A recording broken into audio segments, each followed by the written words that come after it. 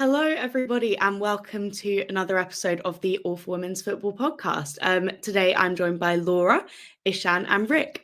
So before we get started, I'll get everyone to introduce themselves. Laura, familiar face, but we'll come to you first.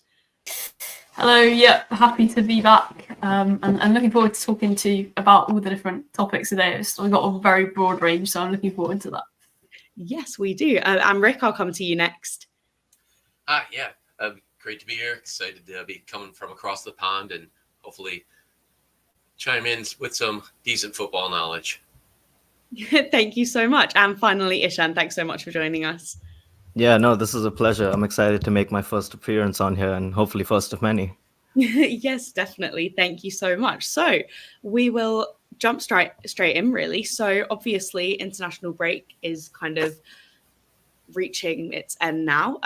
We've seen a lot go on over the last few days. Australia winning tonight against Germany. So what we'll start off by talking about is England versus Germany on Friday. I was at that game. Not sure if either of you, Laura or Isham, were there as well. But just wanted to get all of your thoughts really on kind of the game as a whole, from both the German and the kind of English perspective. Thoughts on kind of Sarina Wiegman's lineup, her use of subs. I know there's been a lot of conversations had about that, and those defensive errors that kind of left England struggling really from the get-go. And finally, do you think there's pressure on Sarina Wiegman now? Is there? Should there be? What are your thoughts? So, Laura, we'll start with you. Yeah, I think it's a really interesting one. I guess my initial kind of thoughts on the game is, I guess, firstly, it's a friendly, and you have all these different like competing narratives coming into the game. You've got the Arsenal players who are obviously struggling at club level coming into the international break. How are they going to respond? How are they going to fare? And obviously that Leah Williamson error at the start of the game is kind of the worst way you want to see anyone start a game, particularly with the kind of domestic situation going on there. But I guess I don't think Sarina Wiegman should be under any pressure at this stage, because I think international managers have got to be judged on how they perform in tournaments. And from what we've seen from Sarina Wiegman is that she performs so well in tournaments. And we saw before the World Cup, England were a little bit shaky. They lost to Australia. They weren't in the form that we'd expect from them as European champions. And then they went on to reach the final. So I wouldn't say Sarina Wiegman should be under pressure. What I would say is that the lineup was a little bit funky based on form. Potentially, Williamson and Bright. I think Greenwood's in better form than both of them. Certainly Williamson. Very strange. Both of them made errors during the game. So yeah, I think it's interesting, because I also, on the flip side, I understand the argument of Williamson is captain, and if you're not showing kind of confidence in her at that point, then how are you going to do that going forward? It's only going to knock her confidence further, and she's got to get those minutes.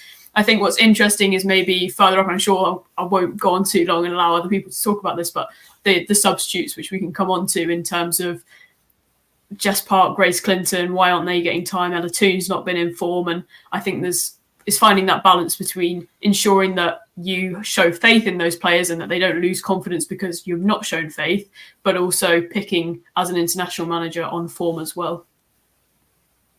100%. No, I completely agree. And I just think Grace Clinton especially, I know I spoke about her last week, but she's probably, apart from maybe Ritin Kanarid, the most in-form player in the WSL right now. So for her not only to not start, but not even see the field, just doesn't quite make sense to me, especially when England were clearly struggling. So yeah, Isham, what were your thoughts on that? Yeah, I was at the game as well, and to be fair, as a spectacle, it was great, because I guess defense was non-existent for both teams. Both teams had a lot of chances, hitting the post, a lot of offside goals, a lot of penalties. So as a spectacle, it was great. But when you kind of dissect it and, look through an England lens or even a German lens, like, the defense is a big issue, especially for England. And, Laura was talking about playing players who aren't in form. When Sarina first came in, she was big on, playing people who are in form and, picking those players. But I think over time, we've seen her kind of deviate from that towards picking players that she trusts. which is fine when it works. But when it doesn't work, you have these kinds of issues with the lineup, and fans calling for players to start who probably deserve to start, and that's kind of how the pressure builds really over time. Um, I wouldn't go so far as to say that her job is under pressure, because as Laura was saying, she's a knockout manager, and she's brilliant at what she does, and her kind of record speaks for itself.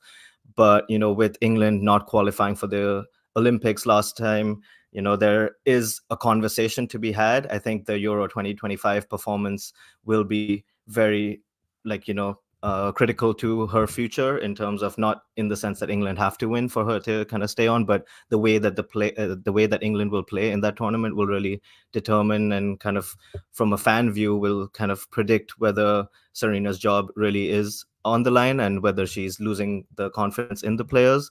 Obviously, there's a lot of new players coming in. Grace Clinton, you mentioned, with 4 starts for Man United and 3 goals already. Like, she's in form. Like, I was really surprised that she didn't come on as well. But yeah, no, there's conversations to be had about players starting, especially in defense. Obviously, Millie Bright and Leah Williamson, but also I think Lucy Bronze. Like, as a Chelsea fan, she hasn't been great recently, and there's a conversation to be had about her starting at a club level. And now, she was pretty exposed, and that right hand side of the defense for England was pretty exposed. So there's definitely a conversation to be had about, the senior players still maintaining the trust that they have with Serena, and whether players should be playing based on form. Yeah, absolutely. And I think it can just start to feel as well, like this comment kind of alludes to, with players like Grace Clinton, almost feeling like there's just no reward on the international stage, which hopefully there will be. I know we're kind of might seem a bit early to be saying that, but definitely do want to see more of that younger talent kind of getting those opportunities and being showcased. Rick, is there anything you'd like to add there, kind of from a different perspective? Well, I've always been a big fan of the back line, defense, and the goalkeeping. And England's back line had that Germany game, that it was a poor showing. I am an Arsenal fan. I'm a Leah Williams fan, just complete fan. Leah has not looked well. I've been talking with some other Arsenal fans. There's almost a concern that maybe she rushed back from the injury time. She doesn't look like the Leah Williamson of old that we expect out there. She still makes good decisions, but physically, I don't know if she's quite there yet. And speaking of defense, last week we just recently watched the Chelsea Arsenal game, and both sides of defenses were terrible. Maya Ramirez made Leah look just silly, and I don't know if Lucy Bronze is still recovered from what Caitlin Ford did to her on that goal. So they just, I guess maybe some of our older players, and it's not like they're old, but Lucy Bronze is 33, Millie Bright's 31. They're still in their prime, but do they have the same jump in their step that they did when they were 25, 26?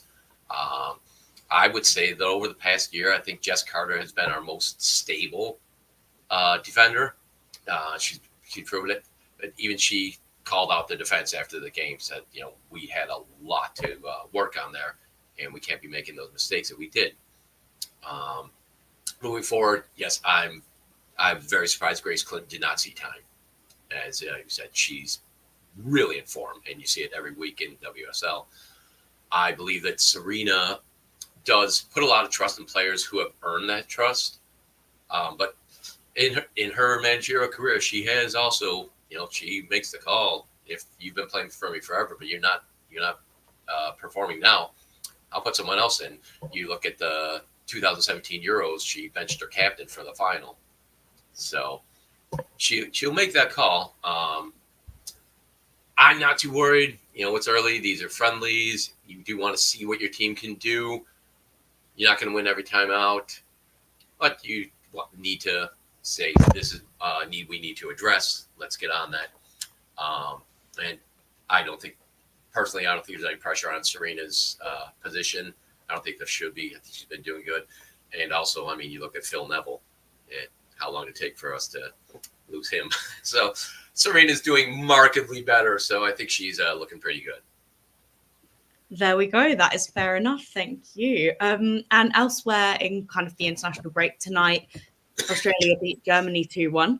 I don't know if any of you managed to catch any of that, but yeah, second goal, especially for Australia from Arsenal's Karakuni Cross was, unbelievable. Rick, do you want to, anything you want to say about that? Oh, just the Arsenal ladies, they only score screamers. I think Kai Rose she almost wasn't in the building when she took that shot. It was just amazing.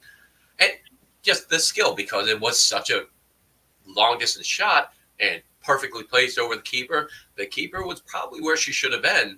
There's no way she could have come back from that. So that was a excellent. That was all up here from Karakuni Cross. Yeah, absolutely. It was good game, that one. And obviously Alex Pop, kind of her farewell. She played the first kind of 10 or so minutes before coming off, and obviously received a really, really warm reception from players and fans alike. So yeah, it's always special to see, even if it's not a personal favorite player. I think seeing that kind of end of an era happen is always quite interesting, regardless of any kind of personal nostalgia with the player or not. Okay, so kind of moving on from the international break, there's a few things to touch on before we head back to club football. And one of them is Bristol City's plan that they've announced to become kind of the destination of choice, if you will, for kind of young up-and-coming players, up-and-coming talent. Laura, what were your kind of initial thoughts on that when this kind of strategy almost was revealed? What were your thoughts on that, and how do you feel about it? Where do you see it going, or progressing? Do you think it's good, bad, impartial? What do you think? Yeah, I think it was really exciting. I think the first kind of instant reaction is just, wow, like the women's game is now at a level where clubs can afford to do this, and there is the money in the game to afford teams to be able to do this. So essentially, Bristol City are now wanting to become kind of the team to go to for all upcoming youngsters. And they basically said, like, the sale of Naomi Lizelle to Manchester City proved to them that it's financially viable for them to do that now, because they're making six-figure sums from selling youth prospects, which in the women's game for so many years has kind of been something that you just never hear of. And now that it is, it's become a kind of a way that a club can focus their strategy. And I think, like, at face value, that is super, super exciting. But I think what Bristol City are doing in terms of the overall plan, they've kind of done this, set up this 3-year plan to 2027, where they're looking at having plans that aren't necessarily based on targets like where they are in the league or which league they're in or how many results, what the results are going to look like. It's more, right, we want to go for outreach, we want to go for sustainability. And I think that's what's really, really exciting about this, because it's almost like that litmus test of how sustainable can a women's club be on its own. And it's, let's go and put this many hours into outreach into the community to grow fans numbers by this amount. And let's, I can't remember what the other thing was, the kind of sponsorship that they want to achieve. They want to double that and be kind of sustainable as a club of its own. And I think the group that owns Bristol, and they've done it with Bristol Bears in terms of like the women's rugby side, it's just been super progressive. And I think it's a really exciting step to kind of follow along and see how that develops in terms of a strategy. And hopefully we'll see a few youngsters coming out of the academy too. Yeah, absolutely. I'm completely on the same page as you there, really. It's really exciting. And I know these things, they take a long time. There's a lot that goes into it, investment-wise and otherwise. But yeah, it's a really positive kind of plan, positive step, especially to see, for me, I think a club that's in the championship take that kind of bold approach and say, these are our goals and we have every intention of meeting them, is really, really promising and really encouraging. Rick, what about you? Well, I'm excited to see what they're doing. I think this is a great positive step forward for Bristol and especially women's football. I saw earlier today they announced a partnership with 1-2 Technology for all their data work. So that's a huge thing too, allowing them to forward the technology that they're going to use both with the club and promoting the club. And it can only help. I love outreach programs, and they're fully on board with that. And again, that's what's gonna draw you. You know, feeling part of the community is gonna bring the fans in. Being down in the championship, they've suffered a slight decrease to start, but now they made this announcement. I just see their attendance going up and up. I don't think it's going to matter what tier they're at. But also, I think that by this new initiative, it'll only be a matter of time before they're back in the WSL, because you're going to attract players, and that's how you advance. So I like this. I love everything about this. Absolutely. Yeah, I completely agree. I think that you can only progress so far without kind of really investing in not only bringing in talent, but kind of nurturing talent. And that's definitely something Bristol City do already. And they do through their foundation as well, but as well as their academy. But it's really nice to see them wanting to kind of take that the step further and being so kind of unafraid to say that. Hopefully inspires other clubs to take a similar approach. But yeah, Ishan, for you, what sort of thoughts did this bring up for you? Yeah, no, I'm really excited about this as well. And I think they're ahead of the curve. Instead of, we're seeing some of the bigger teams shift their recruitment strategy towards signing some of the best young players in the world. Obviously, with Chelsea signing Julia Bartel and so many other young players. And then those young players need a spot to go to, because not everyone can step up to Chelsea straight away. And I think Bristol City are, saying, hey, send them to us. We'll fast track your talent, which is exciting for both clubs and also the players getting the opportunity to constantly play first team football. And then when you look at it from like a business and marketing point of view, they obviously can't compete with the bigger clubs in terms of their international reach that like a Chelsea or Arsenal has. But what they can do is establish themselves within the local community and within England. And what better way to do that than say, hey, we've got some of the best next rising stars in England. Come to us, come watch them, come support them, come, take pictures with them after a game before they become the next generation of stars. So from that perspective as well, from what it can do for the players' marketability, from what it can do towards attracting sponsors and things like that, it's just really exciting. Obviously it's a very bold plan, and it needs to kind of do well for them to do well. And it's very bold because young players, you do get a lot of inconsistency, and so results may not always be consistent, and they may not be able to come back to the WSL as soon as they hope.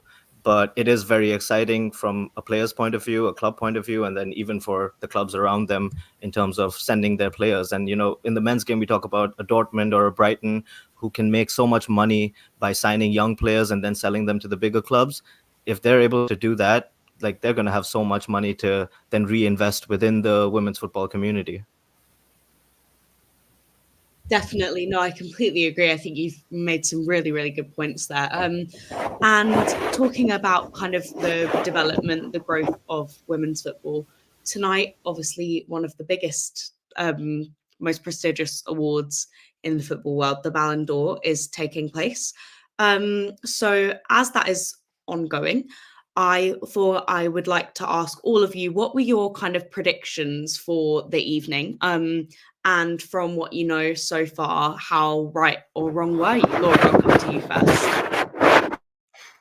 Yeah, I always find these just so hard to predict because, well, I don't know if it's hard to predict, but it's hard to predict based on what might be actually right. I find there's generally like a very big difference between who I think maybe should win and who does win.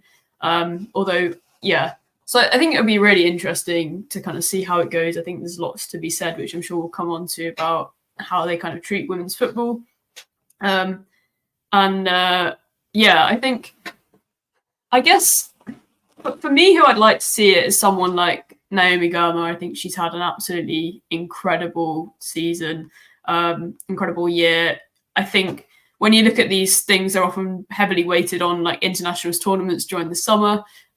She ticks that box, and she's also had a superb season at club level, and she's just been like an absolutely superb player. That being said, you don't get loads of winners that are defenders, so I think that'll maybe be a bit of a push. I'm not sure. So maybe my prediction, Caroline Graham-Hansen to win is probably a prediction, but yeah. I think I'd be happy with that as well. I think she's had a superb season. But yeah, I think it'd just be really interesting to kind of see. I think what I love the most is the discourse these things kind of produce, because there's always like people being unhappy. Even like I think Grace Gayoro has already tweeted like something about who the hell votes for these, and she's come 30th, and there's been a response from someone else. So yeah, I think it's really interesting to kind of see. But yeah, I'd be more than happy if Caroline Graham Hansen wins. I also think she's kind of like a very underrated player that deserves that kind of recognition. So yeah, I'd be more than happy with either Germa or Graham Hansen. Definitely, I would love to see Germa there too. I think it's a difficult one. Yeah, always lots of interesting conversations around the Ballon d'Or for various reasons, which I'm sure we'll get onto. But yeah, Caroline Graham Hansen is an unbelievable footballer, and there's so much to say for all of the players. Really, I think that are on the list, but there's always a debate, I think, about kind of national teams as well, and how much are we going off of individual performance, how much are we going off of trophies. So yeah, Ishan, I'd be really interested to kind of hear your thoughts on that. Yeah, I mean, from just a voting point of view, I wish they would like tell us how it's all weighted, like how much weight goes to international, how much to club, and with tournaments like the Olympics, like obviously it's a world stage, so there's going to be a lot of limelight on that. And does that hurt someone like Aitana Bonmati or Graham Hansen's chances of winning the Ballon d'Or? But then also when you look at the nominees and kind of the people that vote, not all of them watch women's football or watch it religiously. And so you'll always get like a discrepancy in who should be up there. Maybe not, I think the winner is usually kind of fair, but like in terms of the top 10 or top 30, like who should be up there versus just some big names that are just thrown in there, which is always kind of funny to see. I think it's a big issue in the men's game as well, in terms of just how seriously do you take these kinds of awards, because you don't know who's really voting for them and how much they are really watching you play. So it's I personally don't give too much weight to these awards unless probably a Chelsea player wins, and at that point I will completely change my tune. But no, I think it's an exciting platform for women's football, and I'm kind of disappointed that the Lionesses aren't able to attend the tournament. Even though one of them may not win, it's just an exciting platform where the world is watching, and just from people seeing them, that can change some perceptions. Like you see it in FIFA, where now people are packing these women's players and knowing their names, or watching the highlights and things like that. So I think from that kind of point of view, I like these kinds of events. We see Vinicius Junior and other Real Madrid players are boycotting it or whatever, but I'm very happy that some, like the Barcelona players all came out, and the social media in that sense has been going crazy for them. So I would have liked to see the Lionesses there as well. And in terms of like just weightage on how much I give importance to these awards, it's not really much, and I hope people out there don't really give too much importance to it either, just because it's still at a stage where it's kind of unfair and not an accurate description, in my opinion. But yeah, other people might have differing opinions, and I'd like to hear what kind of Rick has to say as well. I agree with you. I don't think that we should put too much emphasis on the Ballon d'Or. It is wonderful to win. I do like that it does highlight women's football a little bit more than we get. It certainly doesn't highlight it as much as it should. And I don't think it highlights women's football as a whole. Just like, here are some of our star players. I would like to see it be we do the women's Ballon d'Or and the men's, two completely separate things, and have all the same categories for the women's as we do for the men's, because the men have, I think, three more categories than are available in the women's. Also, personally, I'm very upset there's one goalkeeper nominated. Just one, not two, just one. She had an excellent year. She's probably not going to get any votes. Melissa Nair has been insane. She's the woman that you want if you're facing a PK. She's just that amazing. I'm excited to see the footballing community, the women who actually play the game are definitely supporting each other. I agree with both of you. I don't see anyone winning this other than CGH. She's just been amazing. She's on almost 70 goals for the season between international club. Just an amazing footballer. Just a wealth of knowledge and skill, and she puts it all together. I would like to see Temwa Chawinga get some votes in there. I think she's another one who's a little bit under the radar, and she's just been steady, really steady at the high level game this past season. So see how it turns out. I really do think, though, it's going to stay in Barcelona this year. Yeah, I have to agree with you there with Barcelona. So we shall see. Everybody can stay tuned to see what happens there. But it's always, I appreciate there's always going to be conversations about who shouldn't have been nominated. But as Laura touched on before, someone like Naomi Girma kind of just missing is really, it was surprising. I was surprised at that. So we'll see, but I definitely think Barcelona, obviously, just as a whole, it's just unbelievable. Bon Mati, I think, as much as Caroline Graham Hansen is unbelievable, for me, Bon Mati kind of might be the one to take it all.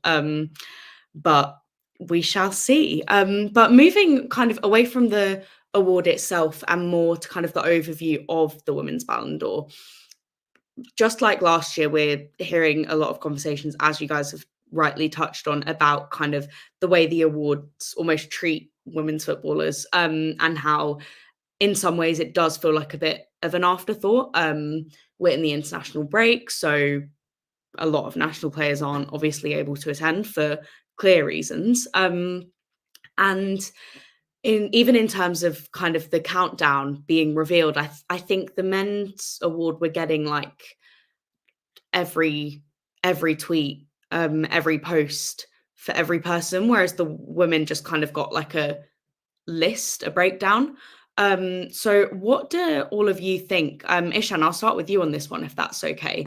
What do you think needs to change there, or what do you think should be done differently to make it more valuable? Because I personally do think that it takes away from the meaning of the award, really, when it doesn't seem to even, in some capacities, take women's football that seriously. Why should we take the award seriously? Yeah, I think mainly it comes from having diversity up top, in terms of the boardroom level of these organizations, or maybe even higher up on the social media teams. I remember this one thing when they were promoting all the nominees earlier, a couple of months ago. They promoted Lauren James, but it was someone else's highlights, or something like that. So it's just small issues like that, where if you had a women's football fan on the social media team making that tweet, those kinds of mistakes wouldn't happen. So it kind of stems from that, and it's like a larger conversation about that, and the impact that things like that can have. And it just shows that, yeah, they don't really take the women's game very seriously yet. So having more diversity in those rooms and boardrooms can obviously help. And then I think a few years ago, when Ada Hegerberg won the Ballon d'Or, she was asked something about twerking and things like that. So obviously having someone who is knowledgeable about the game presenting the award, or being the one that interacts with the players, is a great start. That would be a great start, so that you don't have moments like this, because then it takes away from like Ada's moment of winning the Ballon d'Or. The whole story is then became just about the comment that was made about her when she was on stage. So that takes away from the seriousness of the women's game and the achievements and the kind of hard work that these players put in. So I think that would just be a great start, and from there you can then move on into having more women's categories, and having people restricting maybe who votes on the women's awards. So things like that actually make it an entertaining watch for women's fans, because right now it's solely focused on the men's fans. So just having something like that, maybe even having a separate award ceremony for the women and the men, maybe that can be better. I'm not really sure which of these would work, but I'm sure a combination of all of them would be a good start. 100%. Yeah, I completely agree. I think even when it's like, obviously, when these things go wrong a lot of the time, like you mentioned with the social media, mistakes do happen, but it just is such a bad look. And it really does imply this kind of like lack of care. And I think there's always going to be people who, like me personally, I think Bunny Shaw should be higher. And there's a lot of things maybe about the list itself that I would change, which makes my personal opinion lean towards maybe not valuing it as much as a lot of people do. And that's one thing. But then when the actual kind of logistics of it and the meaning of it don't seem to be properly thought out, that's a lot more damaging. And yeah, I think especially after, like, we had these conversations last year and it doesn't feel like anything's really very different, which is quite disappointing when you think about the upwards trajectory that women's football is supposed to be on. Why are we not seeing that change? But Rick, what about you? What do you kind of think there? And we have a few kind of obviously US women's national team players kind of coming up through the ranks in this sense as well, getting that sort of recognition. So yeah, just anything that you'd like to add, really.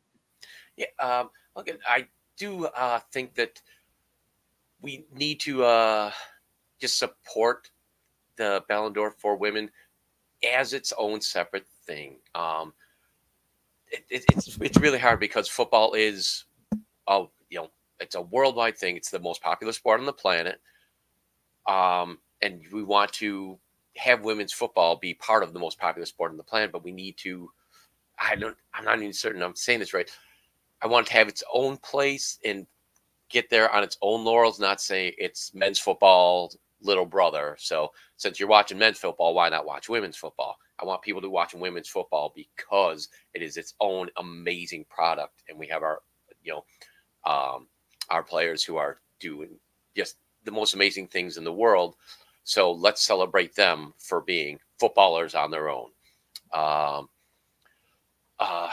It kind of brings me back to I don't know if you ever saw it. I'm going to go off topic just a little bit.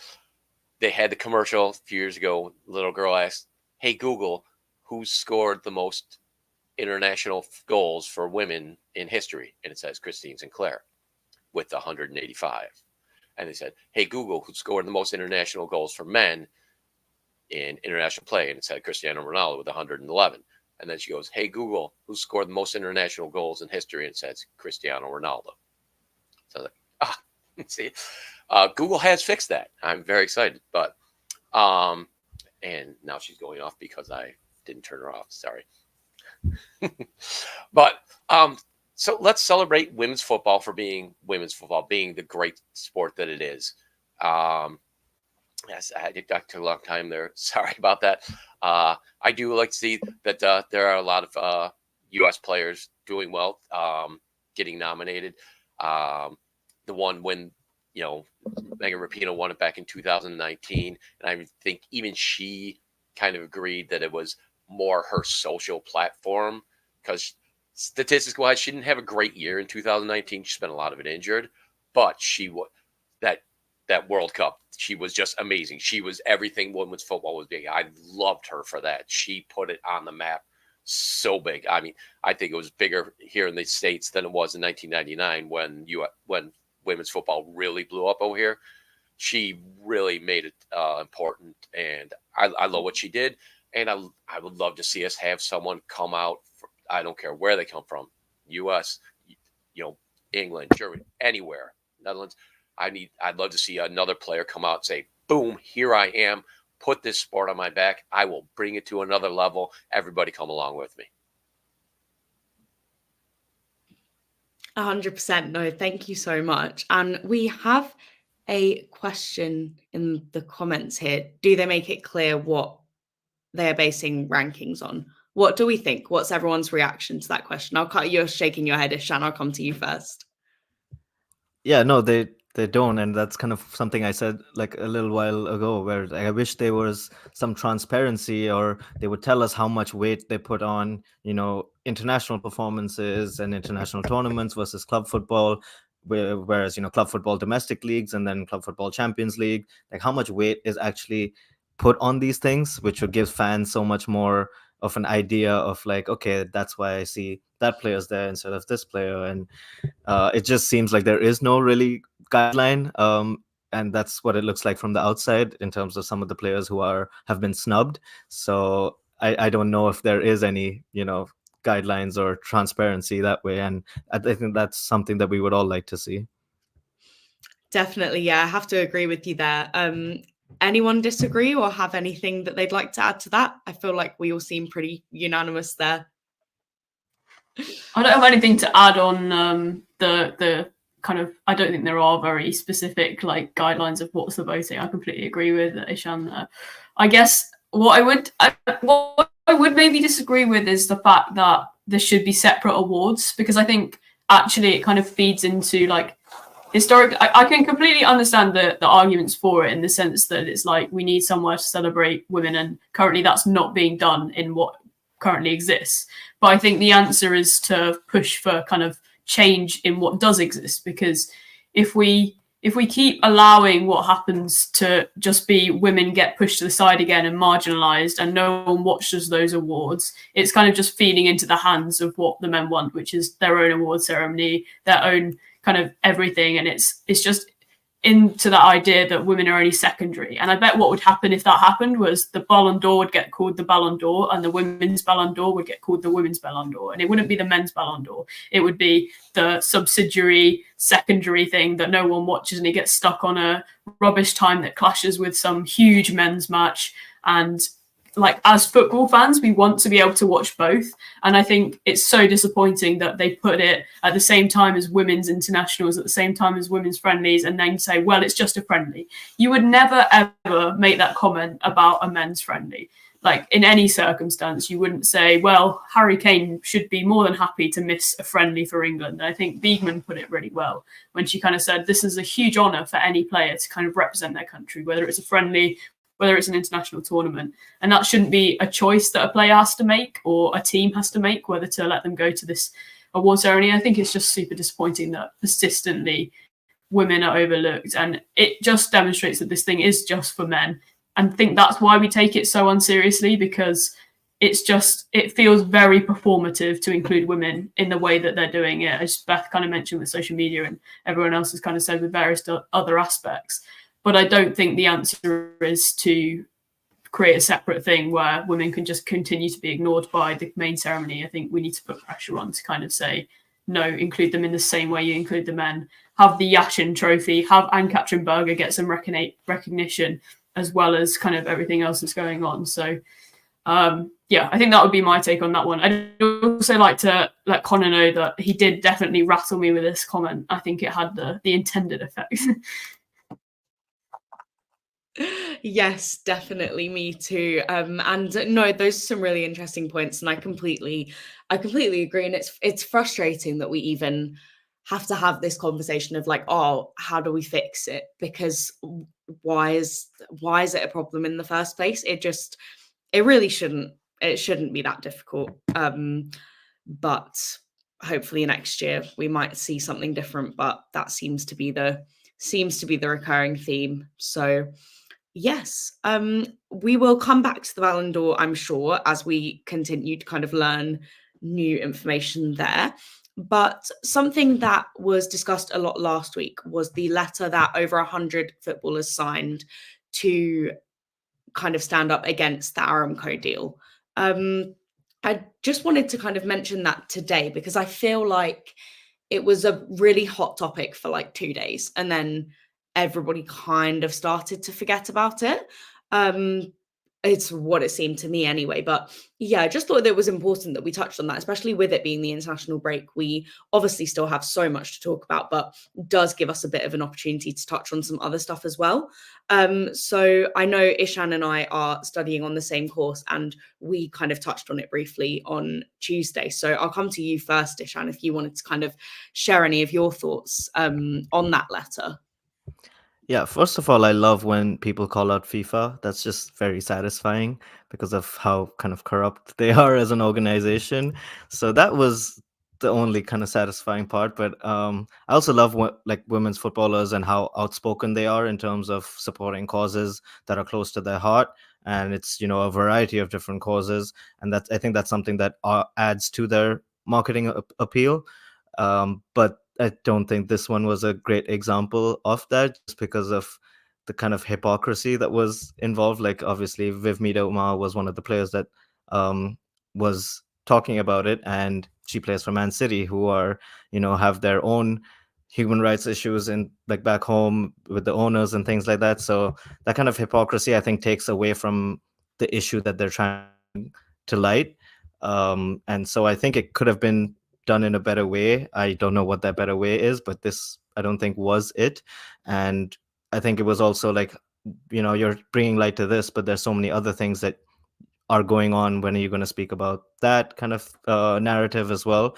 So I think it all could have just been done in a better way, but I'm not sure exactly what that better way would be. But I don't know what you guys are thinking. Yeah, no, I completely understand that. And I think there's always, no matter what anybody speaks about, there's always something happening elsewhere, maybe something worse. And I don't think that at all invalidates the concerns. I think it's so important, but there definitely are a lot of issues in and around the WSL that don't necessarily coincide with that concern. So I think that's where a lot of kind of issues that fans were raising was kind of coming from. And I definitely do echo that in some senses. So yeah, Laura, I'll come to you next. Yeah, I think I kind of echo the same like concerns, in the sense that it's like, why this particular issue? But then at the same time, it is a big issue. It does affect women. And in some ways, it's just like our athletes are actually stepping up and having a political voice. And part of me is just like, please carry on. I want to encourage this in any way, like, because I don't think it happens enough. I think they already have huge platforms and they could be doing a lot more. So this is brilliant. I think the fact that Viviana Miedema was a key spokesperson for the kind of signatories on the statement comes as no surprise, because I think she's been consistently like outspoken on a lot of things. And I think that's really important. And I think there is a culture that can be grown in the women's game of kind of protest and of a political stance, because we've already seen them have to advocate for themselves so much, in the sense that you have you've had the US women's national team, Megan Rapinoe, they've had to fight persistently throughout the history of the game. You go back even further, we've had to fight to even play, to get on a pitch. So you have these kind of currents of protests throughout the history of women's football. And I don't want that to die out. So I don't want there to be this kind of backlash of, when players do speak out, it's you're not doing it in the right way, and this like criticism that comes and accompanies with it every time. Because I think it should be encouraged more and more, and the more political that these people can be and are allowed to be, I think that can be a good thing. So I think it's like this double-edged sword of, you've got to pick the right issues, and there are so many issues that I want players to speak out on, and I want there to be more of that. And was this the right issue? I'm not sure. But equally, I don't want to kind of sit here and go, oh, well, they should have done this one as well, and they should have spoken up about this and this and this, because it's that kind of like backlash that actually I just want to encourage them to keep speaking out and to keep doing this. And if this is the first step to players speaking out more, then I want to welcome it. And absolutely, like, it should be criticised. It is something that should be criticised. So, yeah, I'm not going to kind of sit here and go, oh, well, it wasn't really good enough, because, yeah, I think it should be kind of promoted going forward. There is so many criticisms I could give to it, and so many things I want them to do more in that same kind of breath. No, absolutely. I think, yeah, there's some really, really valid points there. And I think something that I kind of thought and saw a lot of as well was, as you mentioned, Viviana Miedema. I think it wasn't necessarily criticism of her kind of for speaking out. It was more, as someone who enjoys, to kind of backtrack a little bit, as someone who watches and enjoys the Premier League, it bothers me how kind of morally corrupt it is, as in so many ways, as an institution. And I think a lot of fans, if I'm not mistaken, are starting to feel like that's kind of trickling into the women's game in a way that we don't necessarily want to see. And obviously we all know probably more than we care to at this stage through the news and everything about Manchester City. So I think a lot of people felt a little bit uneasy about a Manchester City player being kind of at the forefront of this conversation, because I think there is an element of hypocrisy there. However, in the same breath, it's hard because in this situation, it is so important that people do speak up, and it's not to say that that's the wrong thing to do.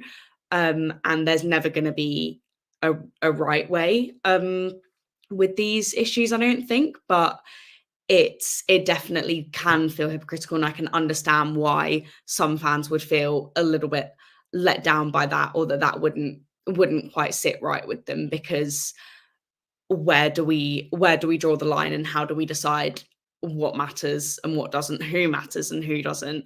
Yeah, Rick, sorry, we haven't quite got to you with this yet. Would love to hear your thoughts. Well, with this, I do like to bring attention to it. I do want to talk about Viv. I'm an Arsenal guy. I just a huge fan of Viv's. I have to say right now, I will never forgive Jonas Eidevall until the day I die.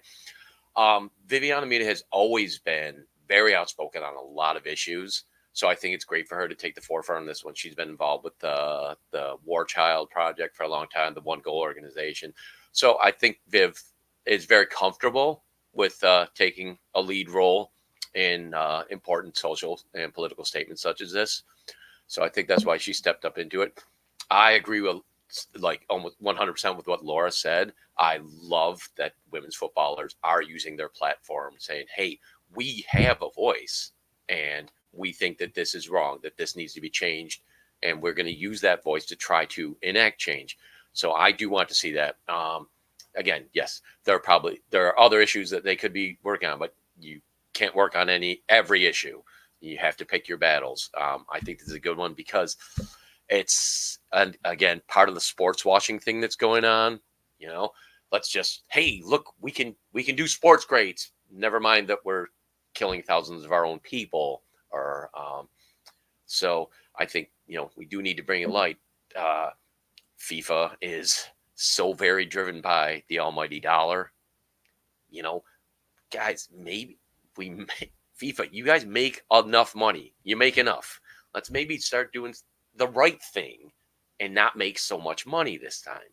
So I like to see them stepping up and calling it out. I would love to see more athletes, not even necessarily footballers, and don't have to be women, men's athletes, federations, not just single athletes, like groups of people saying, hey, this is a good cause. We can get behind it, get it more traction, get it more out in the open. Like you said, it lasted for 2 days and now it's in the dustbin.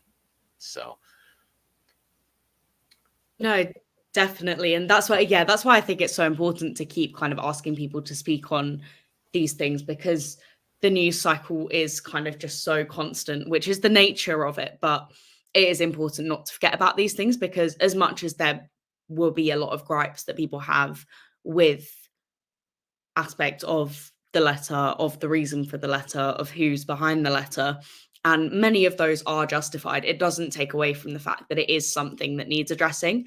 And in so many ways, there's so much change that is needed, but it won't happen if nobody kind of pushes for it. And it's also frustrating that it does, as you guys have all kind of touched on, really often require women to be the ones to ask for it, because nobody else seems to be doing so in football. So yeah, it's a difficult one. There's a lot of intricacies there.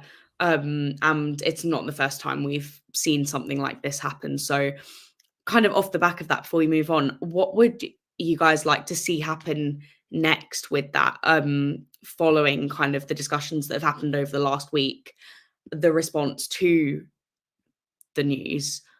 Is there anything that you think, I think this needs to be the next step? Laura, I'll start with you.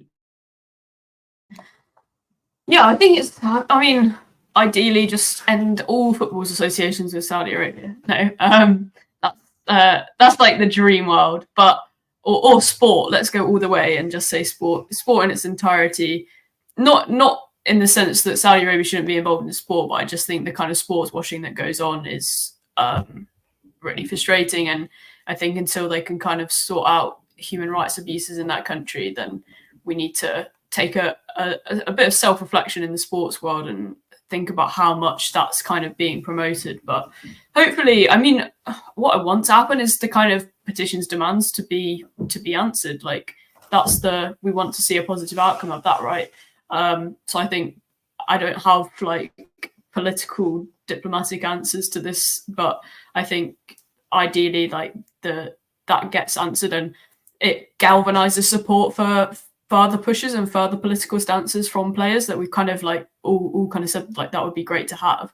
I think I'd also like to add on the kind of Viviana Miedemar hypocrisy point. I think JJ kind of made a comparison to Jordan Henderson, and I just think you have to take in context into this situation. Like, yes, arguably it's like hypocritical, but you look at the state of football and can you honestly say that like any club is entirely kind of morally perfect in any way? Like they're all just this horrible capitalist situation that football is involved in. And I also think you take in the context of like the growth of women's football and the options on the table for Viviana Miedemar and who she can play at if she wants to further her career.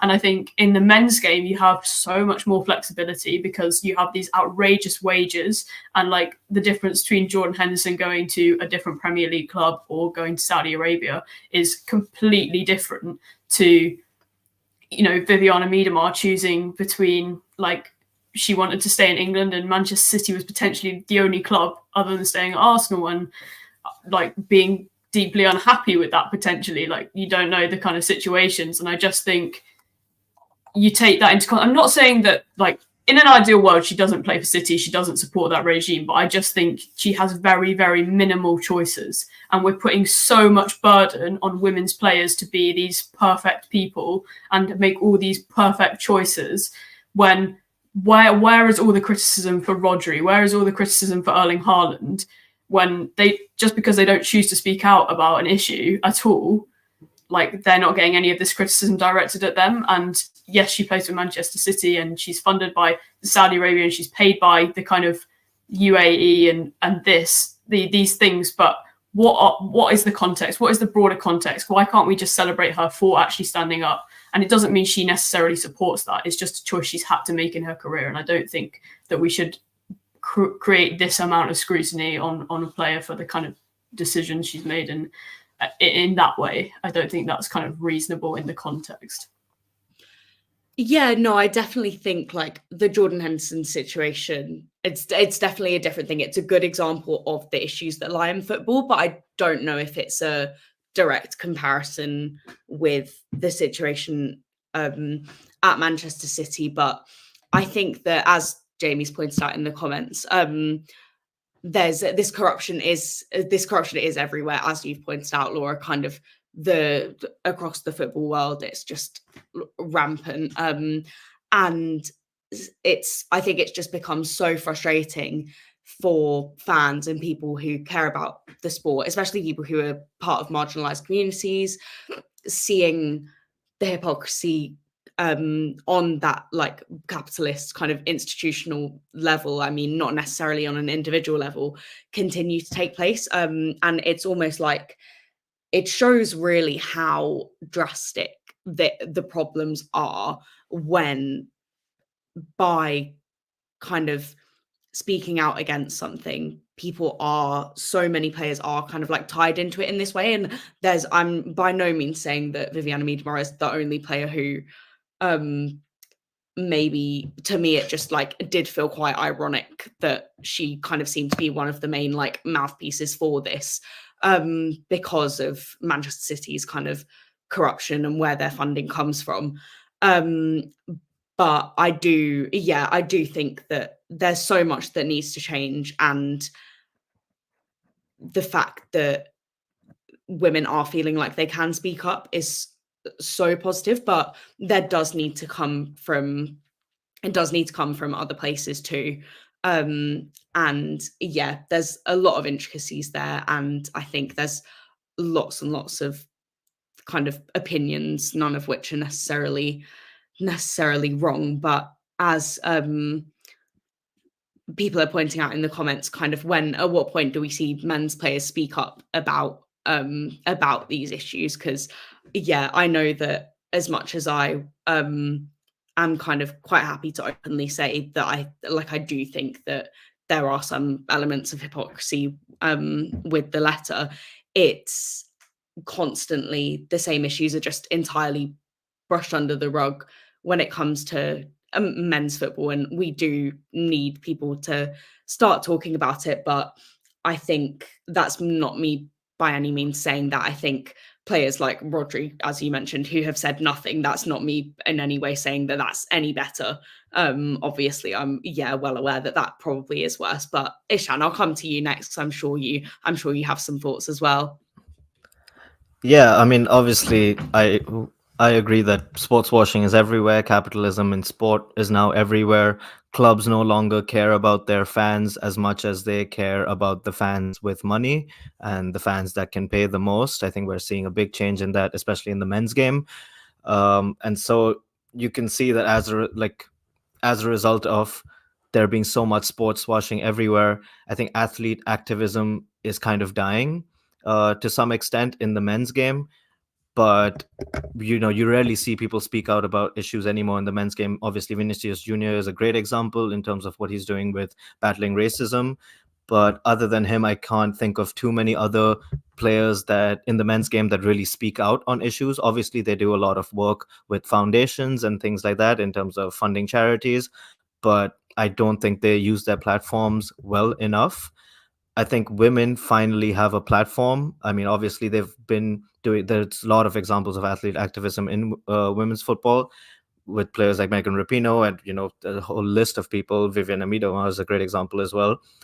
Women are finally getting a bigger platform. And with that will obviously come a lot of negativity and opinions. But I think it's about standing up for what you believe in.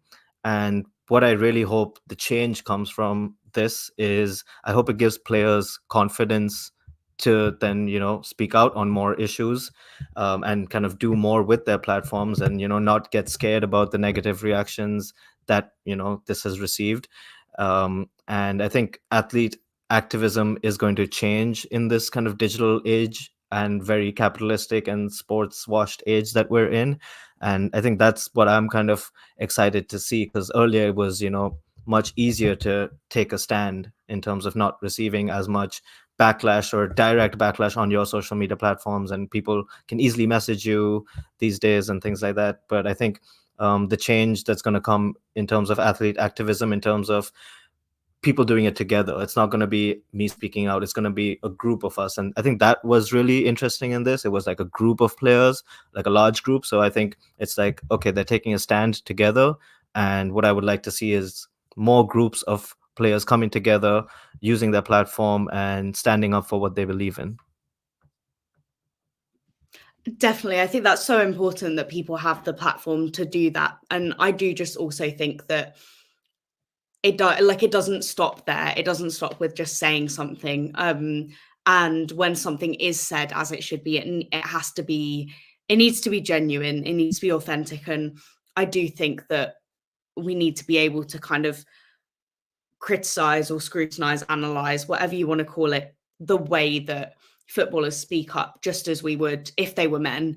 I don't think that we should respond any differently to something we maybe think is hypocritical or hasn't been executed in the right way or hasn't come across as meaningful as we think it should or as we want it to, because it's women. And I think that the men's game has so much work to do, but that's not quite what I'm talking about right now. I think for people especially people who are directly affected by some of the issues that we see, and who spend their time kind of supporting these players, you want them to stand up for something and for it to really mean something, kind of back a cause that they care about with everything they have, rather than with an Instagram post, and that's a more broad statement and not just talking about this particular issue. And I think we've seen a lot of conversations in the last kind of week or so about the infantilization of women's sport, which is hopefully something we can talk more about on another podcast, because we just won't have time to kind of cover that properly today. But I think that just as we say that women's sports need to not be immune from criticism, there's a difference between kind of hate and criticism. You can say that somebody had a bad game, you can't start attacking things about their family or whatever else, because that's not at all acceptable. I think the same goes for kind of criticizing the actions or the kind of statements put out by footballers as well. I think that we can have conversations and kind of address concerns there without it becoming any kind of witch hunt. I think that it's important to do that, and I think we shouldn't deny doing that because it's women's sport rather than men's. Rick, so sorry, we've left you quiet for a minute there. I'll come to you to kind of add on to any of that and put in your 2 cents. Yeah, I do believe that we should support women's footballers in getting involved again in social and political things. And I really want to see them use their platforms because, like someone like Aviv, she's got literally millions of followers. She can use her voice and say, hey, this is what I think. And I want to see them out there promoting things that they believe in. Whether I believe in it or not, doesn't matter. I want them to use their voice, say, this is something I think is good and should be supported. This is something I think is bad and should be stopped.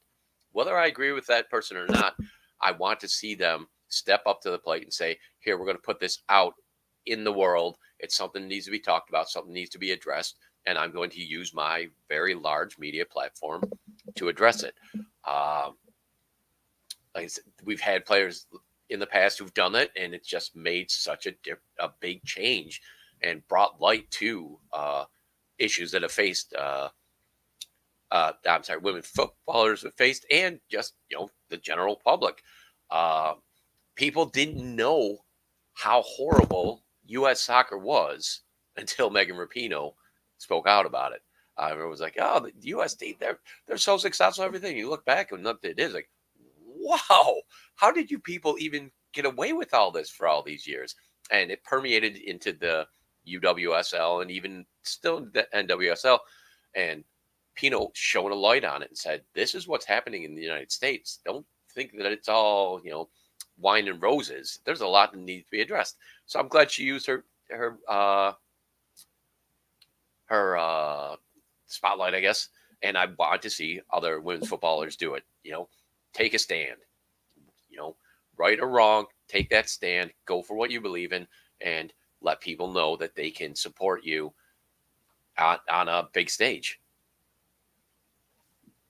Well, thank you all. I think we've had some really interesting conversations. We will wrap up shortly, but just to circle back for anyone who's missed it, Aitana Bonmati has won the Ballon d'Or. I thought we would just finish up by getting everyone's kind of immediate reactions to that. Any thoughts on kind of any other kind of finishing places as well? Just to round off with that, we'll come to you first, Ishan. Yeah, I mean, obviously it could have gone to either Bonmati or Graham Hansen, in my opinion. But I am very happy to see it go to Bonmati because I think she is an incredible player that kind of deserves her flowers. Not that Graham Hansen isn't, but obviously Bonmati is amazing. And I was very rattled by her as a Chelsea fan for that second leg in the Champions League. So it's annoying, but it's also like, yeah, she's just incredible. What she does on the pitch is incredible. And when you're picking between Bonmati and Graham Hansen, I don't think there can be a wrong choice, really. They're both incredible players and they're both incredible for the women's game. And so to see her win again, more people are going to know who Bonmati is, more people are going to search up her highlights and see the brilliant kind of technician that she is in midfield.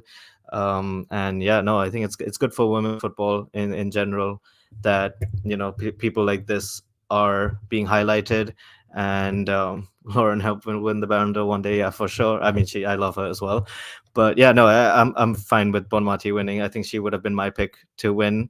as well. And yeah, it's great to see her do the kind of back-to-back, and let's see if she can do it again this season. You're muted, Beth. Thank you. Sorry, Laura, I'll come to you next. What were your thoughts there? Yeah, I think I'd have preferred to see CGH win it. I think she probably deserved it a bit more this season, but I think it's fairly predicted that maybe Bonmati would win it again, given kind of what we've seen in the past. I thought it was quite interesting that Lindsay Horan got up to 5th. Maybe a little bit surprising there. I'd have maybe put her a little bit lower, I think. So yeah, I think there's so many things to kind of pick over. I'm still, as I mentioned earlier, Naomi Gurman deserves to be up there, and she's not. So yeah, that's a frustration, and I think there's so many that you can kind of talk about. But yeah, I mean, having both Bonmati and Graham Hansen in the top 3, top 2, I can get behind that, but I think the other way around for me. Fair enough. There we go. No, 100%. There's so much that we could pick apart.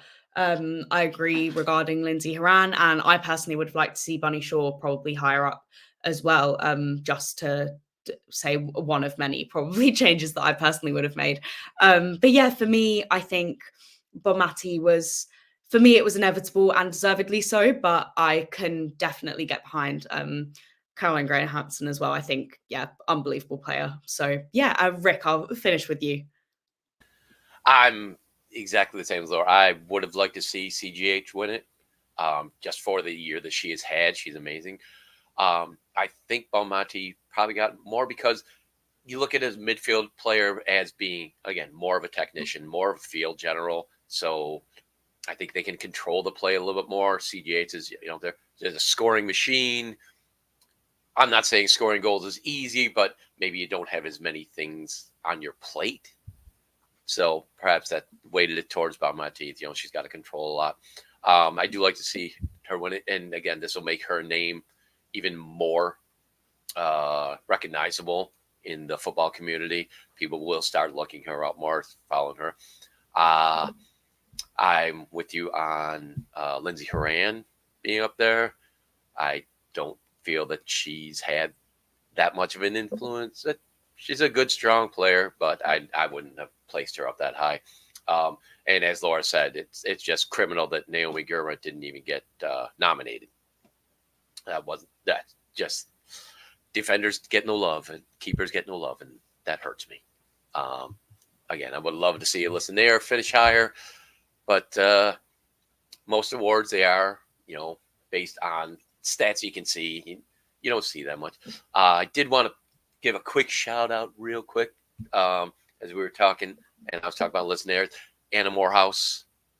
Hey, she's not going to be Ballon d'Or, but I love to see her doing great. She just set the NWSL record for clean sheets in a season, and she got her call up with England. So I expect great things from her between the sticks. So let's see how she does. Thank you so much. Thank you, everyone, for joining. Thank you all for coming on. So we have spoken about England, we've spoken about the international break, Bristol City's plan going forward, spoken about the Ballon d'Or. We have spoken about Aramco, and if anybody was interested in signing the petition, Action FC are running that, so you can go find that online. If you just search actionfc.org if you're wanting to sign that petition. I think it's really important to keep having these conversations about the issue and about the way that it is being addressed. So thank you all so much. Laura, if people would like to keep up with what you're up to, where can they find you? Yeah, thank you. I've really enjoyed today. I guess the main thing is just my Twitter at Laura_HWD. Everything is kind of put on there. I write for She's a Baller, and follow the Kids Were All Right podcast if you like a bit of women's football history. Thank you so much. And Isham, what about you? Yeah, you can find me on Instagram mainly. My name is Ishan Shah, so ISHAN_SHAH04, and then on TikTok, CFC Daily. So you can find me on those two platforms. And then, yeah, writing for the Sports Gazette, of course. Absolutely. Thank you. And finally, Rick, where can people find you and your work? My work mostly on Her Football Hub. We have a Instagram, the Twitter, and the Facebook thing. Basic technology. I'm an old man.